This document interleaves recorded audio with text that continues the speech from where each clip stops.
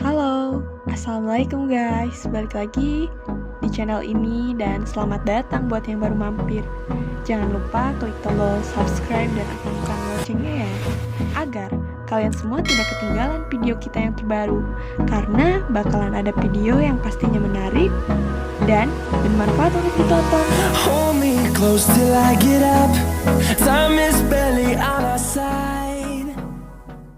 Oke, Assalamualaikum warahmatullahi wabarakatuh. Halo teman-teman sekalian, kenalin nama aku Sukmasi. Aku adalah mahasiswa dari program studi ilmu komunikasi di Universitas Sultan Ageng Tirtayasa. Nah, dalam kesempatan kali ini, aku akan memberikan sebuah tips and trick ya terkait bagaimana sih kita mengoptimalkan bisnis online selama masa pandemi. Nah, video ini dibuat dalam rangka pengabdian masyarakat ya atau KKM yang dilaksanakan oleh kelompok 15 dari Universitas Sultan Ageng Tirtayasa. Dan aku adalah salah satu perwakilan yang kebetulan akan memberikan edukasi ini. Seperti apa? Kita akan lihat materi hari ini terkait optimalisasi bisnis online selama pandemi. Oke, kita mulai dari masalah. Yang pertama, di masa pandemi itu banyak sekali permasalahan yang dialami oleh dunia bisnis, baik itu UMKM ataupun bisnis yang bahkan sudah terukur besar seperti perusahaan-perusahaan yang bonafit seperti itu. Nah, dan di dalam video kali ini kita bisa menganalisis ada 3 masalah. Yang pertama, selama masa pandemik itu ada kebijakan pembatasan mobilitas masyarakat ya. Kita kenal dengan istilah PSBB atau PPKM. Nah, kebijakan-kebijakan pemerintah ini akhirnya memaksa UMKM itu untuk menutup toko secara offline ya. Jadi pertokoan itu biasanya akan dibatasi pergerakannya. Mereka akan ditutup untuk sementara waktu seperti itu. Kemudian di masa pandemik juga ternyata UMKM ataupun dunia bisnis lainnya itu akan mengalami kesulitan untuk mendapatkan konsumen ya. Jadi ada cenderung penurunan tentang pendapatan mereka dan itu ternyata disebabkan oleh minimnya konsumen selama masa pandemi. Dan akhirnya ya dengan masalah-masalah seperti itu si bisnis ini, UMKM ini akan terancam bangkrut dan ini adalah masalah terbesar yang dihadapi oleh dunia bisnis maupun dunia ekonomi. Dan untuk itu, di video ini kita akan membahas bagaimana sih kita mengatasi hal ini dengan melakukan bisnis online. Kita akan masuk. Ada 3 solusi yang ditawarkan dalam materi ini. Yang pertama, teman-teman UMKM, teman-teman pengusaha muda itu bisa membuka toko online ya. Karena saat ini di era digitalisasi, toko itu bisa dibuka secara online melalui platform-platform yang sudah tersedia ya. Seperti apa nanti kita akan bahas. Kemudian solusi yang kedua, teman-teman pembisnis muda, teman-teman UMKM itu juga harus bisa mengoptimalisasi kegiatan marketing atau pemasaran di media sosial. Ya, karena dengan melakukan pemasaran melalui media sosial itu artinya teman-teman melakukan 2 hal. Yang pertama, melakukan branding atau memperkenalkan merek kepada konsumen atau publik umum. Yang kedua, teman-teman akan melakukan kegiatan marketing. Nah, disitulah simpelnya kita menggunakan atau memanfaatkan digitalisasi saat ini. Kemudian solusi yang ketiga yang paling penting ketika kita sudah masuk ke dalam dunia bisnis online adalah menjalin komunikasi dan interaksi yang baik dengan konsumen. Ya, karena dengan interaksi yang baik itu akan menimbulkan atau memicu kesan positif yang diterima oleh publik sehingga mereka akan mau untuk membeli produk kita lagi, untuk menjadi pelanggan setia kita lagi seperti itu. Kita akan masuk pembahasan yang lebih panjang lagi ya. Yang pertama terkait membuka toko online. Banyak banget teman-teman mungkin gimana sih caranya kita bisa buka toko online? Ah, sebenarnya udah nggak usah bingung, udah banyak platform digital hari ini yang ternyata menyediakan fasilitas untuk teman-teman pengusaha berjualan secara online di sana.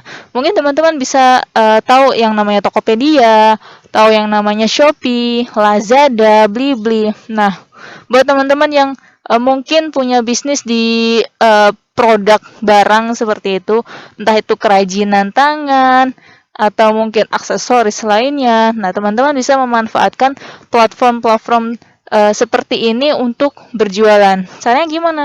Mudah kok. Teman-teman bisa download aplikasinya di Google Play Store atau Apple Play atau pokoknya aplikasi yang digunakan untuk mendownload aplikasi-aplikasi yang memang menunjang di mobile. Teman-teman bisa download aplikasinya. Misalkan teman-teman mendownload Tokopedia. Di sana akan ada fitur untuk membuka toko online. Teman-teman tinggal daftar, tinggal login, dan tinggal upload lah produknya seperti apa, fotonya seperti apa, kemudian detail harganya, detail barangnya seperti apa. Seperti itu. Tapi gimana nih buat teman-teman yang punya bisnis di bidang kuliner? Nah, nggak usah khawatir karena digitalisasi juga menunjang untuk teman-teman yang punya bisnis di bidang kuliner. Ada yang namanya GoFood, ada yang namanya GrabFood. Nah, dua perusahaan yang sebenarnya bergerak di bidang jasa pengantaran ini juga melayani jasa antar makanan. Nah, teman-teman tinggal join dengan mereka bahwa teman-teman melayani pemesanan secara daring dan melalui GoFood atau GrabFood seperti itu. Kemudian setelah melakukan aktivitas ini ya, melakukan aktivitas dengan membuka toko online, yang harus teman-teman lakukan adalah bagaimana teman-teman memasarkan produk ataupun jasa teman-teman di media sosial. Ada yang perlu jadi catatan.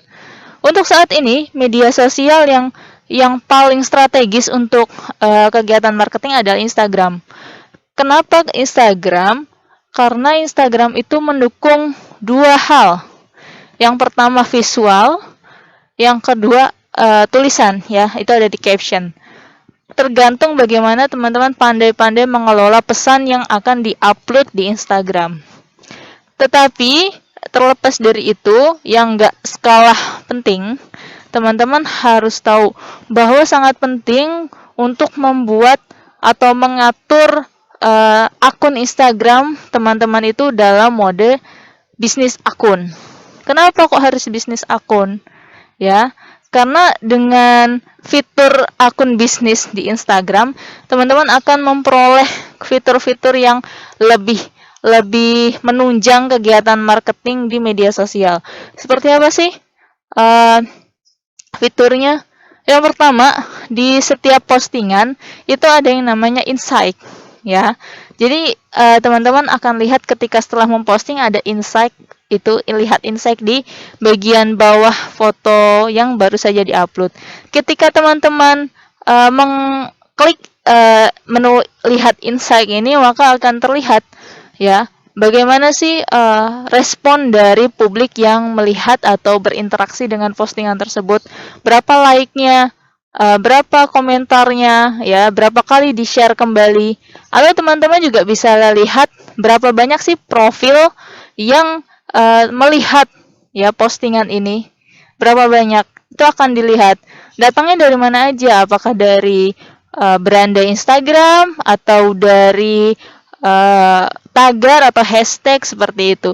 Nah, dengan melihat insight ini, teman-teman bisa memanfaatkan nih untuk melakukan evaluasi.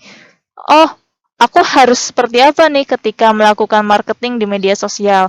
Apakah aku harus lebih gencar lagi menggunakan hashtag-hashtag yang kondusif, dalam artian yang aktif diikuti oleh pengguna Instagram, atau aku harus memperbaiki tampilan visual dari foto-foto yang aku upload.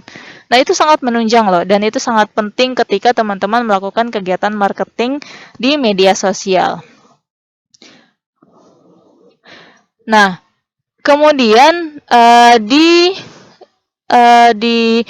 perlu digarisbawahi ya, perlu dinotis banget bahwa penting sekali bagi teman-teman yang memulai bisnis online itu untuk melakukan komunikasi dan interaksi secara rutin dengan konsumen di media sosial ya. Ada dua hal ketika kita bicara tentang komunikasi dan interaksi di media sosial. Yang pertama, teman-teman harus menggunakan caption yang sangat enak dibaca dan didengar. Kenapa? Ketika teman-teman menggunakan caption yang bersifat misalkan storytelling, ya, itu akan membuat konsumen, membuat publik yang membaca caption ini akan lebih merasa dekat dengan brand atau merek produk teman-teman. Ketika ada rasa kedekatan dengan brand, maka si calon konsumen ini akan merasa, wah, aku dekat nih dengan brand ini. Mereka peduli, atau mereka bisa berkomunikasi dengan setara dengan aku. Mereka akan berpikir seperti itu, dan mereka tidak akan segan-segan untuk mulai berkomentar, meninggalkan sentimen-sentimen positif. Dan di sanalah tugas teman-teman pembisnis muda untuk tetap mengontrol kolom komentar dan melihat bagaimana sentimen yang ditinggalkan oleh calon konsumen. Apakah sentimennya positif terkait produk kita atau negatif? Ketika sentimennya positif, maka teman-teman berhak untuk merasa senang ya. Tetapi ingat, tetap harus merespon secara positif juga. Bagaimana sih kalau sentimen komentarnya ternyata negatif? Nah, itu artinya teman-teman harus lebih giat lagi untuk meningkatkan pelayanan, atau lebih dekat lagi, lebih berusaha untuk lebih dekat lagi dengan para calon konsumen secara daring melalui media sosial. Baik itu di captionnya mungkin perlu diperbaiki, atau keramah tamahan teman-teman melalui kolom komentar atau DM. Seperti itu.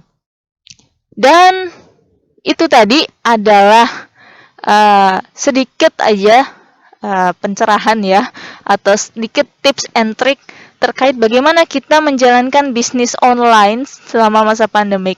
Ingat selalu bahwa mereka yang bertahan adalah mereka yang dapat beradaptasi dengan keadaan. Jangan menyerah di masa pandemik, karena kita bisa membangkitkan ekonomi Indonesia. Saya Sukmasih undur diri, sampai jumpa.